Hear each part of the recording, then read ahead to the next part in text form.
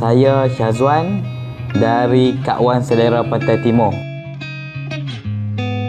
Saya Nurul Nabiha binti Saiful Yazin dan saya daripada Kak Wan Selera Pantai Timur di Bertamwak Kepala Batas Pulau Pinang. Apa yang best tentang kursus ni adalah kami dapat menimba ilmu dari Tuan Syafiq sendiri dan juga Gemilang. Weh, aku tak boleh. Apa yang saya pelajari dalam 2 hari di dalam kursus ni?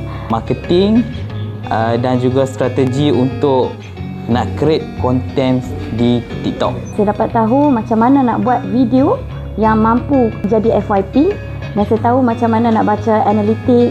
Harapan dari tim Kak Wan sendiri, kami dapat create konten-konten yang lebih berilmiah dan juga lebih berkualiti. Saya harap saya dapat buat satu video yang satunya konsisten, satu lagi video yang pelbagai. Shoot kita punya makanan supaya lebih nampak cantik dan orang tertarik untuk main di restoran Kak Wan.